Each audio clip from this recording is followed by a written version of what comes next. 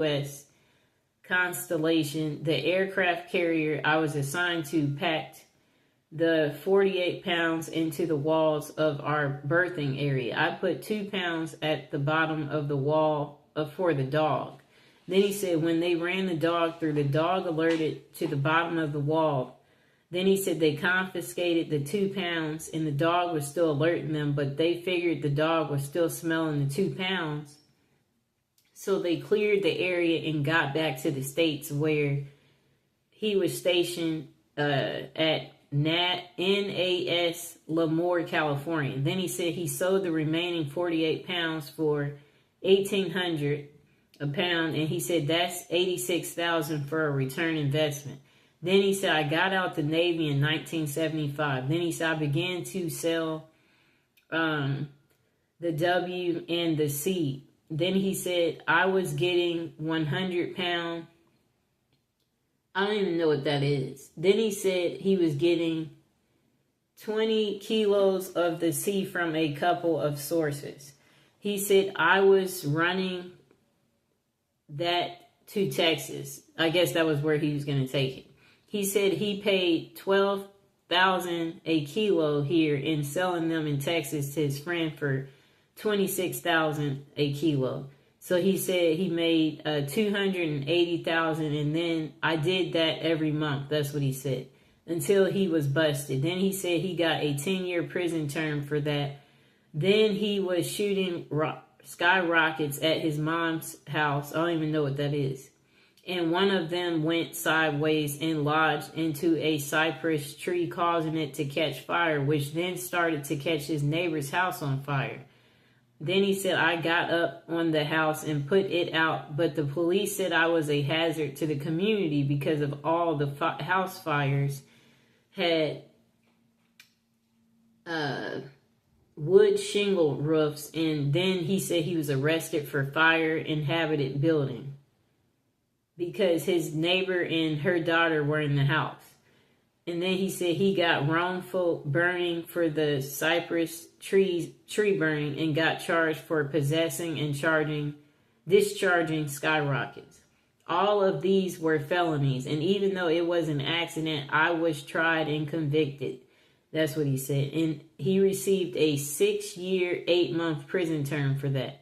He said he got out and decided he was going to be the best drug dealer in town. Then he said he started cooking the M stuff on the stove for a certain biker group. I was cooking about 10 pounds a week, he said.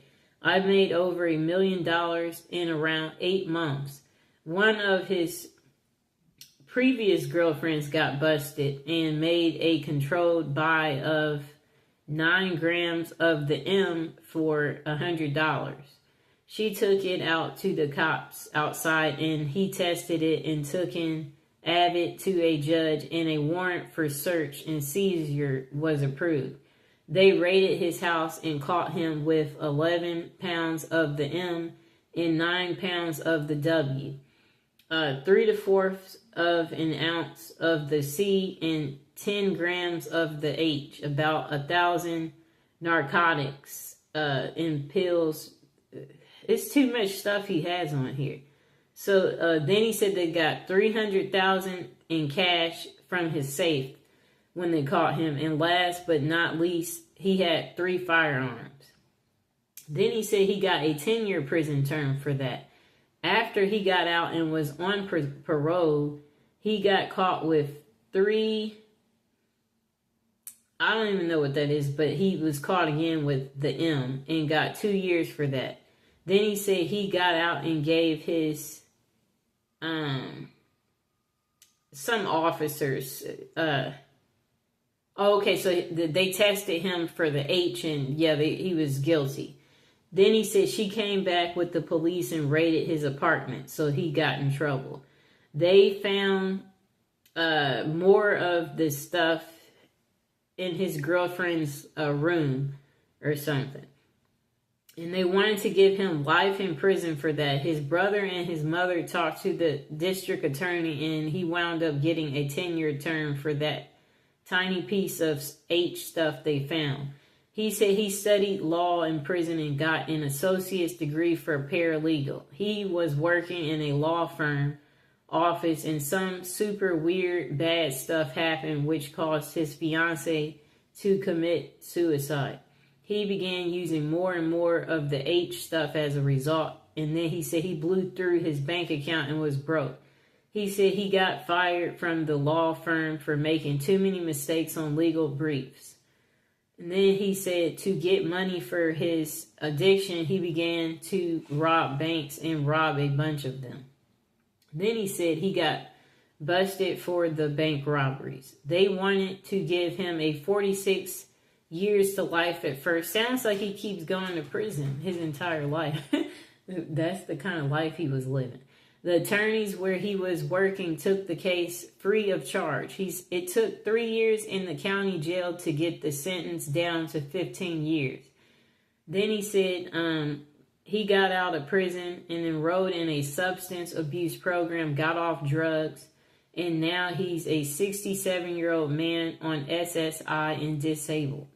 And then he said he's free and sober and happy. It took 33 years of actual prison time to figure out that drugs suck. I wish I had learned sooner. It is what it is. I'm writing an autobiography of my life. I've named it Diary of a Dope Fiend. He said he's almost finished. There's so much more than what he's typed here, and everyone says it's going to be so great. So maybe I can be an author of some books. Only time will tell. Well, I'm glad he got himself together. But who knows? Maybe he will be going back because of how many times he went. So the next person said, how can Android users make extra income, blah, blah, blah. Okay, so that's a different article. Oh, okay, no. Here it is. This person said they ended up there because allegedly they had CUT somebody 43 times. It was the very first felony charge, and it was aggravated assault with a deadly weapon intent to hurt them. It was trying to give they were trying to give her life for her first felony for the first time, really being in serious trouble. After sitting almost 2 years, her lawyer got her out. They were able to establish that she had PTSD due to getting she was in some type of domestic situation for 10 years of her life from her ex-husband. And so she blacked out when really upset, and she started, having some type of abuse go on with him. All she remembers of him is him punching her in the nose and remembering. Okay. So, yeah, okay. I'm skimming through this. So she says then she was only 30-something years old, and she said, can you imagine, it's been her life has been in prison, and you're only 30-something. That's a long time to be in prison. Now I'm a good girl. I don't mess with the, whatever that is. Okay, so that's how she got there. Next person. Some of these people, they don't sound too smart, to be honest. They said they've been to prison twice, both times over drugs. They said their first real stint started when they were only 23, and it was pretty scary. This was in a Texas state prison, and about as awful as it sounds. Gangs ran the place, and violence was just a fact of everyday life. While I was lucky enough to never get severely permanently injured, they said they got plenty of scars. Worst two are a 5.5 scar, one on their stomach from, a shank in prison, and then a noticeably bulge in their collarbone where it healed crookedly after being broke by a huge dude who wanted to get friendly, which I wasn't down with. Besides the human dangers, the prison itself was hazardous. Some areas were infested with rats, and they had roaches. This was their big risk everywhere. Then they said, I guess they're trying to say it would get hot in the cells. 115 was like the temperature at their prison. Then he said guys occasionally died when they were, I guess, put in the hole, I guess he's saying.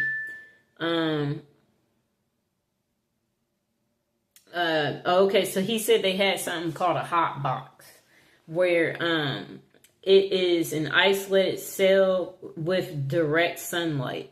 Okay, and that people don't survive it. That's what he said. Then he said one winter they had an outbreak that was terrifying. Half of the guards were so scared they wouldn't come into the block at all.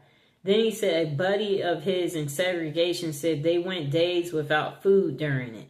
He said he never had any symptoms but would show positive for skin prick, TB test. I think that's tuberculosis test ever since, which was caused issues in his own right. He doesn't write very clearly. No wonder he ended up in prison. Then he said the second time was in a federal prison up in Kentucky. It wasn't fun by any means, but was significantly safer. He said guards in the federal system are better paid and as a result much more professional and less corrupt. There were still some bad ones, but they were the exception rather than the rule. So his first prison seemed to be in Texas, where it was super hot. Then he said, you also had access to drug counseling and a GED program if you didn't graduate high school. He spelled GED wrong. They were underfunded, but I'd say there was much more focus on rehabilitation rather than just warehousing people. Then he said, don't get me wrong, there were still some gangs and violence. People who claim federal prison is like summer camp are mostly lying. The true club feds went away in the 80s. And then he said, this wasn't a fun place to be, but it also wasn't nearly as awful as his time in Texas. Okay. The next person. Let's see. Okay, so this person said what they did was violate every trust ever given. This person said they stole everything. Let me see. And drove drunk. That's what they said. So that's a DUI.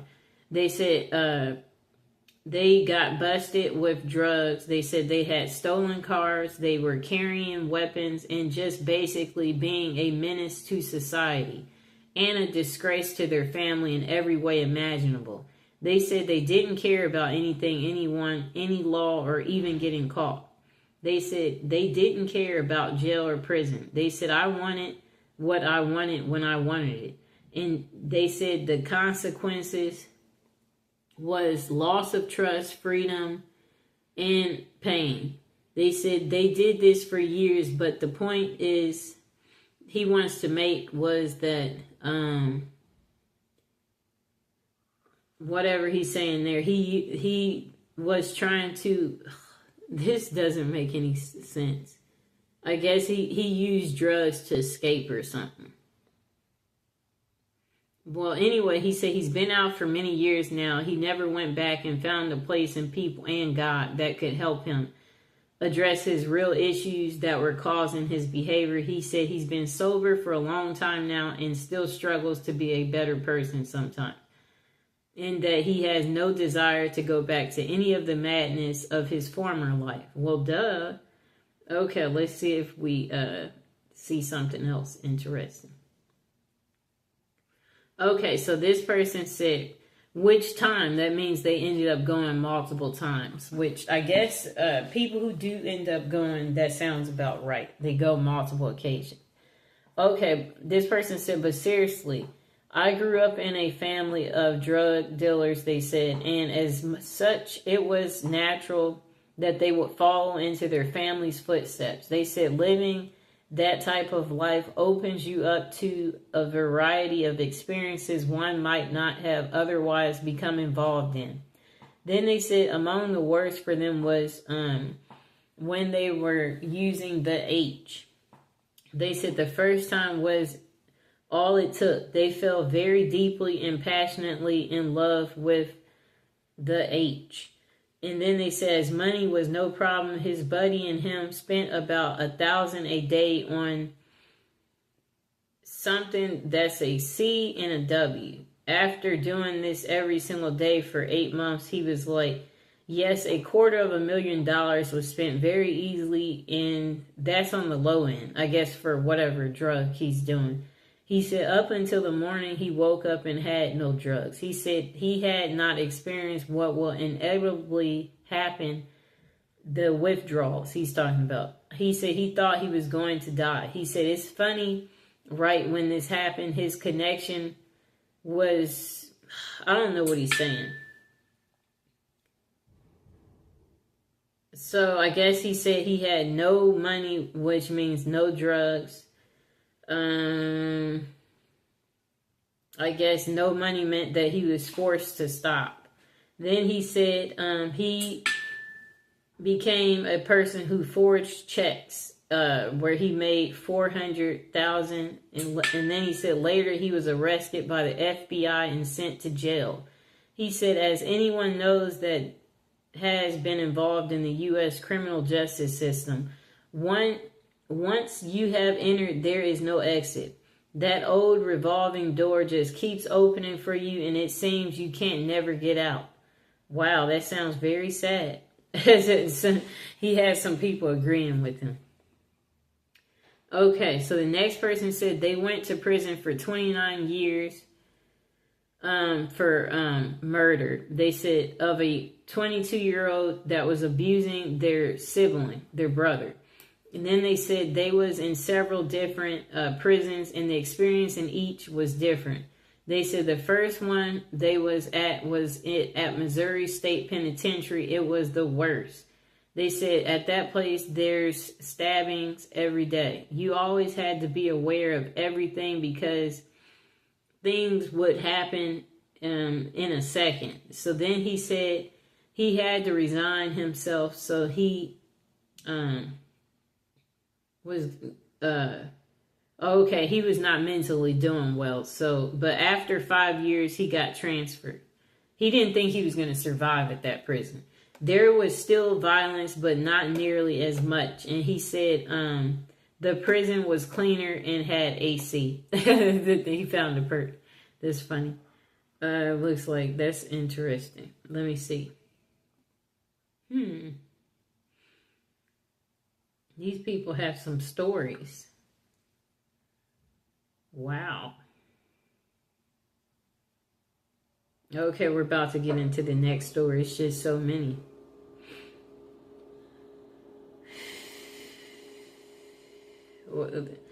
I scrolled down too low. Okay, but it looks like I found some new ones. Okay. What were you in prison for? Okay. This person said they were 9 years old and they took a front end loader because they was tired of walking. They said it was parked outside a shop and was a loader for a logging company. The trooper released him to his uncle. You know what's going to happen now? He got a whooping from his parents or something. Then he said 10 years old that he had taken a motorcycle and went to juvie. He said he did 3 days and walked out still a bad person, he said. He said, I went into foster care where he skipped from home to group homes for 2 years and went home to his mother at the age of 12. He said he had told his case manager, I'll keep running. 12 years old, and he said he broke into a class where he had taken food and got a probation officer. While on probation, he said he burglarized businesses and stole cars and 4-wheelers, trucks, and boats. He said he had taken a truck belonging to the telephone company and paid restitution. Then he said he burglarized a home and had taken their food, money, guns, and anything he thought he needed. It's too many on here. Okay, I'm just...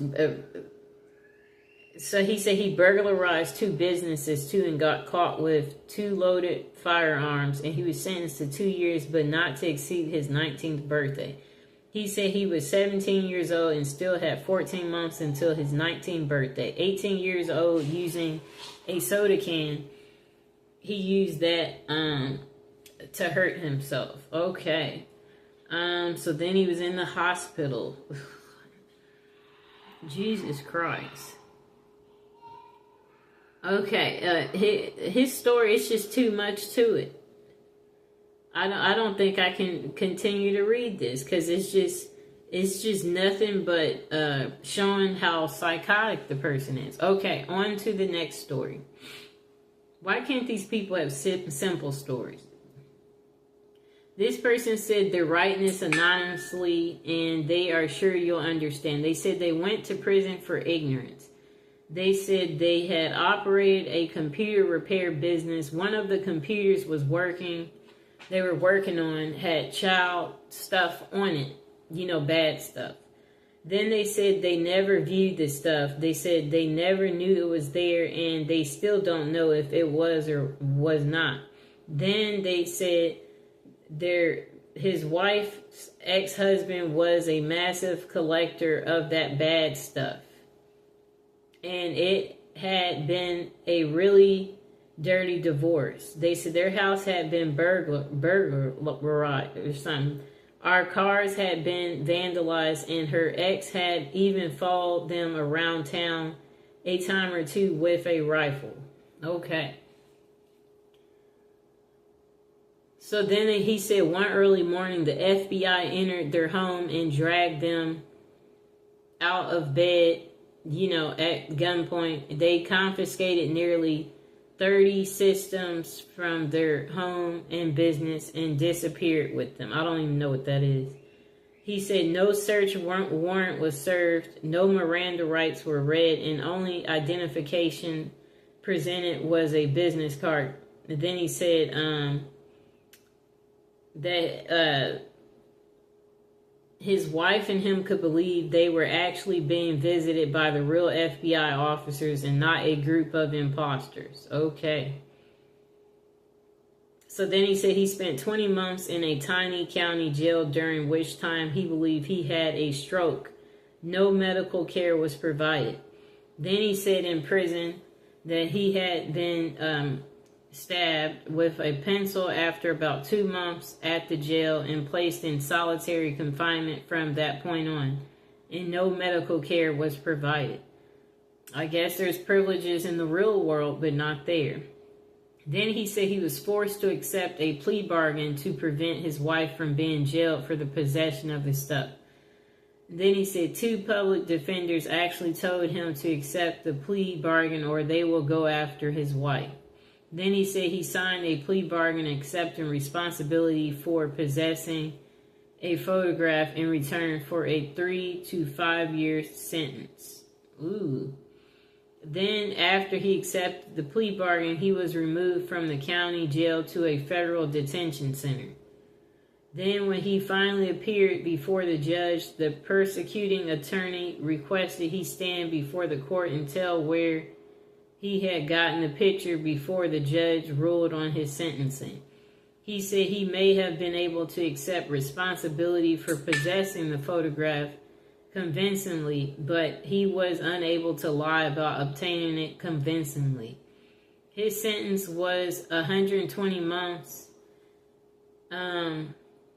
He was shipped and processed to a satellite load after a half a year of he was harassed by guards and inmates and was shipped to a low security prison for his protection.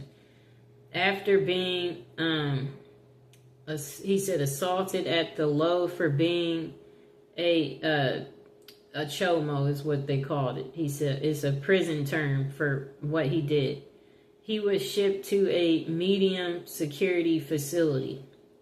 The entire time he was locked up, He was required to speak to staff members who wanted him to accept responsibility for his deed. Many years he spent being mentally assaulted with the goal of forcing him to accept his responsibility for his conviction. There was no appealing his case. One of the clauses in his plea bargain stated he would not say he had been poorly represented. Another clause prevented him from filing an appeal. It is his opinion that the only thing the lawyer represented was his own interest. Now, as a free person, he said he's required to go through group therapy weekly with the intent on getting him to accept responsibility for his crime, even though he has passed 3 separate polygraph examinations to prove his innocence. You may ask, is there justice in America? He can only speak to what he's experienced. Perhaps if he had been guilty, this could be considered justice, perhaps. Okay, what a sad story. He said he dealt with the shame of his conviction by believing he was convicted for being ignorant of how the justice system works, ignorant about how public defenders work, ignorant of too many things that directly affected him. He said he's been shunned by his parents, siblings, and niece and nephews, stepchildren, and grandchildren, and his in-laws, and every friend but one. He said he lost his baby sister to cancer and his grandparents to old age. He said his wife, bless her, is here by his side for the remaining by her husband's side. She is shunned too. And then he said, he has a lawyer willing to take his case to the Supreme Court, and she has won a few cases similar to this. Whether he wins or loses, he said he prays every day for simple acceptance from his fellow man/woman. But he said even if he had been guilty, he has paid his dues. Yet due to the nature of his accusation, he still gets treated like dirt. He said, I don't say this with any agenda except to perhaps educate people to a simple fact. Whether or not a person was actually guilty of a crime, after that person has paid their penalty, no one has the right to continue to judge them. No one except the higher power. Again, thanks for the upvotes. They help. Then he said it is now 5 years after his release, and not much has changed for the better. He said, I guess he's fatigued over this. He said his mind goes on strike and leaves him in a daze. He said, let me see. His life was destroyed by our legal system. And then he said, update, 6 years after his release. I keep praying it'll get better. 7 years after his release. He said, I have some of the answers and see I need to clarify a few things.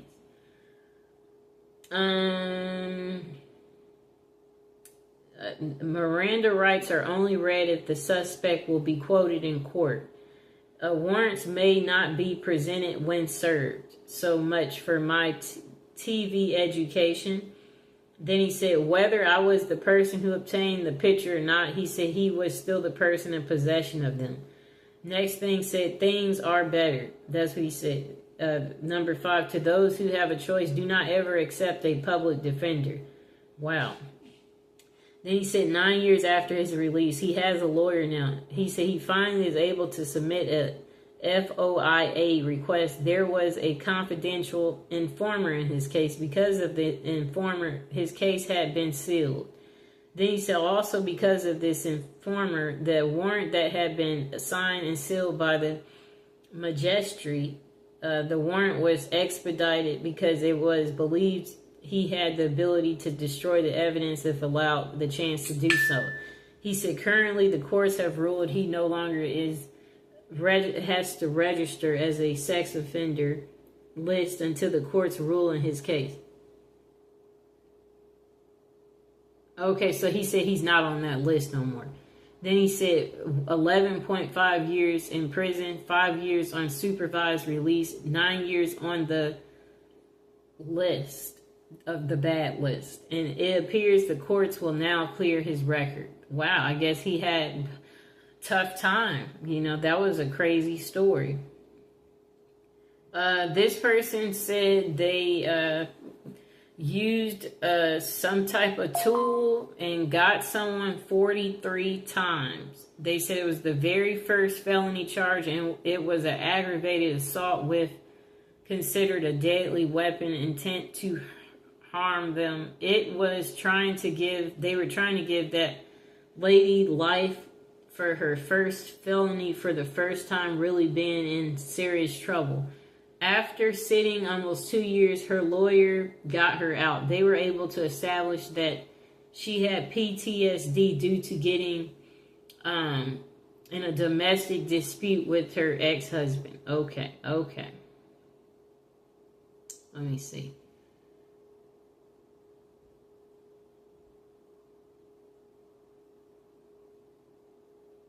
Okay, we're just skimming through this because we're getting close to the end. You're not going to believe this, but this person said, but they did all the time for 20 years for delivery of a lousy $10 bag of the H. They said they were sentenced as a career offender in the federal system. You can easily verify everything I'm about to tell you by looking at the federal sentencing guidelines. And then he said, anybody who has been convicted of 2 prior felony drug convictions or 2 prior felony violent convictions or 1 of each as a career offender. Okay. So this person said, okay, yeah, okay. So that's that part. I mean, that story, we'll check it out. But I don't understand what that part is, so maybe we should skip it. Okay. Okay, so another crazy story between a husband and wife. If a man said he got sentenced to 7 years and 9 months for hurting his new wife with a tool. It all happened so fast. Didn't help. He said he was on drugs. Did 5 to 9. I don't know what that means. Got, I guess, 5 to 9 years or something. Got a bit over 3 months left on parole, and then his sentencing is finally over. He said that's the worst thing he's ever did, but best thing to ever happen to him. Being away from society taught him so much about himself and what's important to him in life. Also was finally being able to kick the gear to the curb. He said it was a bit embarrassing. He just wants to put it out there that what he did was wrong. No justification behind the actions. And he's like, violence is not the answer. There's always another way. He's not ashamed of the man he is today, but he does live with regrets and took... he's saying to not take people's life, and still he's paying for this, to this day, for the stuff that he's did. He said karma is, a thing, and he's just like, take care of people. His writing's not very clear. Okay.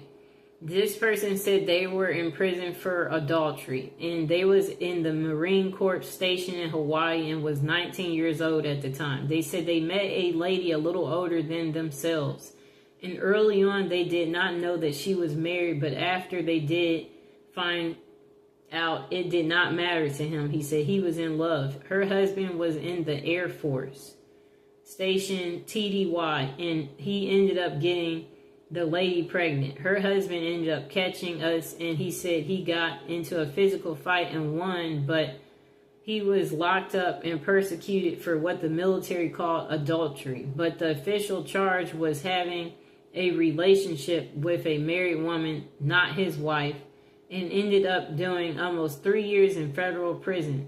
Believe it or not, most states have a law against adultery but never prosecute anyone for it. Interesting.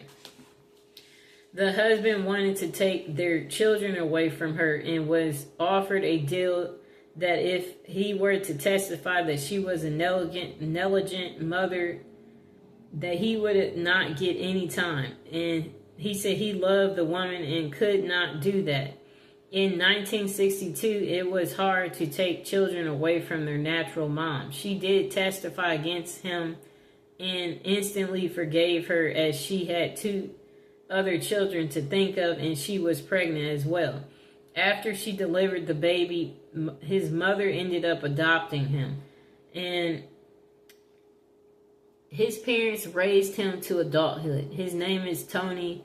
Then he said he never saw her ever again, but did end up in touch with her and stayed in touch until her death a few years ago. He said he still loves her. Aww. Okay, so the next story. This person said, as a senior prank, their high school had a tradition of stealing the statue from in front of the local Big Bob's Boys restaurant and putting it in their school. In his senior year, they guessed the manager at the restaurant had gotten tired of it, so he had that statue chained down to its pedestal with a heavy, dusty chain. Looks like a long story. And why can't he just get to the point?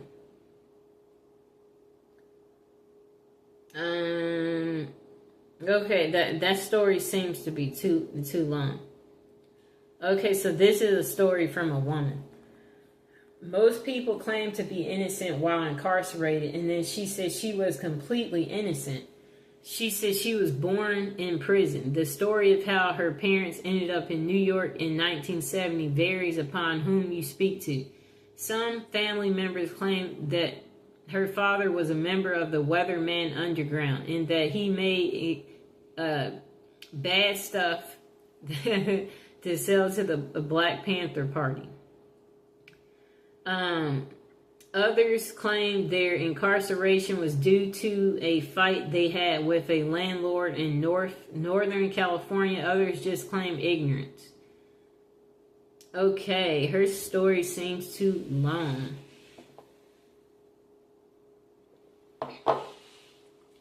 Apparently, the event of her birth was a news event that was heard across the globe. Her mother says she received cards from people in Europe and Australia. Her parents or grandparents heard the story of her birth on the news. Walter Cronkite was the anchorman, is what she was told. Her grandparents had no idea where her mom was or that she was even pregnant. They were shocked when I don't even know how to pronounce that name. It advised them that their daughter just gave birth to their granddaughter while incarcerated in New York and then was being held at Belleville Hospital. The following morning, the grandparents called social services in New York. They were told that yes, the story was true and that she was being held and considered abandoned. Immediately, they flew to New York. She said she was 5 weeks old when her grandparents came for her. They raised her. They were the ones she called mom and dad. Unfortunately, they have long passed, she said. Her mother and her speak regularly, and she has always been in her life, sort of. She is a wonderful person. Her father, she's met only 3 years ago.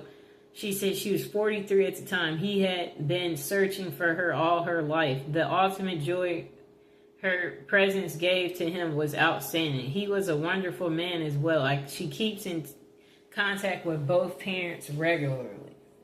You may be curious as to how she feels about her early prison sentence. She said I was innocent. I don't recall. I didn't do it. I'm not sorry. I have turned out just fine besides of it being kind of a cool story. Sounds like she's speaking for her mother. Okay.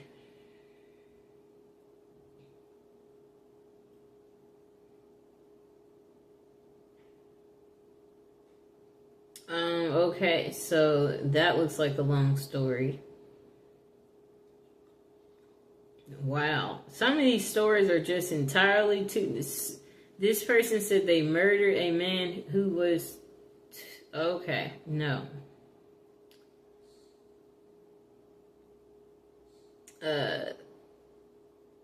Yeah, some of these stories, they're just too long. This person stole 42 cars. That's how they ended up there. I like how they got to the point. Okay. Again, this case is someone in possession of drugs. That's how they went. This person served 40 years in prison and they've done their time and they are tired of trying to explain that part of their life to everyone. What's interesting is they're not saying what they were there for. Okay.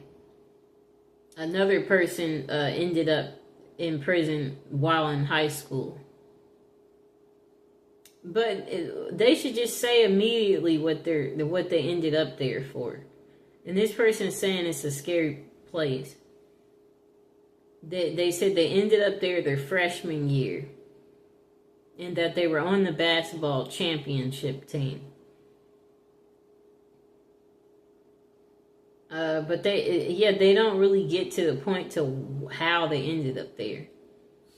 This person said they broke many laws and deserved it. When they hit hard times and couldn't pay child support, got caught up with the wrong couple of guys that seemed to have some ideals of how to make a little extra money. Yeah, I guess he's saying that's what caused him to go to prison. Okay. He's not good at writing. Okay, someone said something for abuse of pain pills. It's how they're writing this that's not making it so great. Okay. This person said they were arrested and convicted of felony and a misdemeanor offense in the state of Pennsylvania and 2 felony counts against the U.S. Yeah, but they're not really saying much more. So he said his actual crimes were robbery and assault of people who had drugs and theft of money and property from regular civilians. And the crimes were against average people. Something he said he'll always regret. And he will carry the guilt with him for the rest of his life. Well, duh. He said he was addicted to breaking the law. Okay.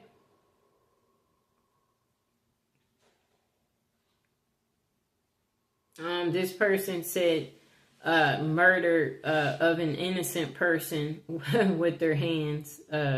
Okay. They said it was a mistake. Not on purpose. But they could not have proven it to be a mistake. And they said they didn't deserve the conviction. Really? Okay, so, okay. We'll probably do one more story. This person, she said she ended up there because of forgery. It started because she just turned 18 and was a server and moved into her own place. She didn't realize how hard it was to pay bills and live on her own and had rent due. So she started to change credit cards and to say she got a $15 tip instead of a $5. Well, it was working so well, I changed a check to $100 more. And after 2 months, then she said she got caught.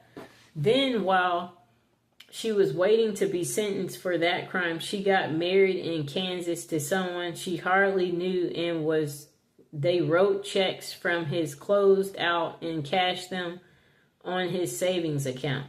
All this simple mistake, or what she thought, got her a total of 7 felonies, 8 misdemeanors, and 4 years and 8 months in prison. She said she's been out for 15 years with never going back and no new charges. That's the one thing she learned. Okay. This person said,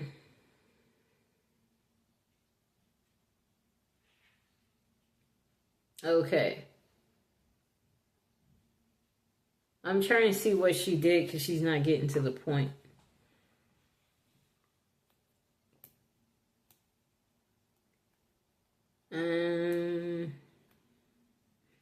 Okay, let me see.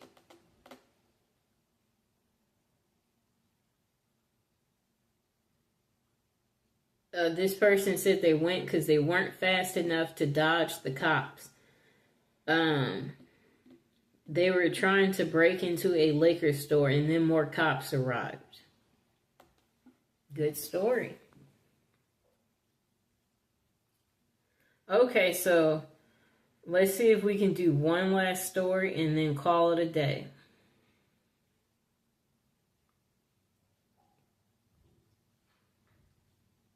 Okay, this will be the last two.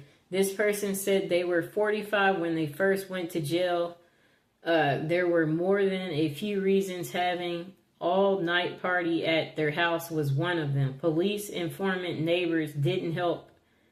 Having girls argue out front of your house in the morning didn't help. It was mostly because they were a drug dealer. Having so many people coming in, going also. They were charged earlier for trying to disqualify other stuff. I don't even know what that means. The police had a warrant for their arrest and caught him with drugs. He said he was caught on a Sunday, went to court next day, no bail, straight to jail. Okay.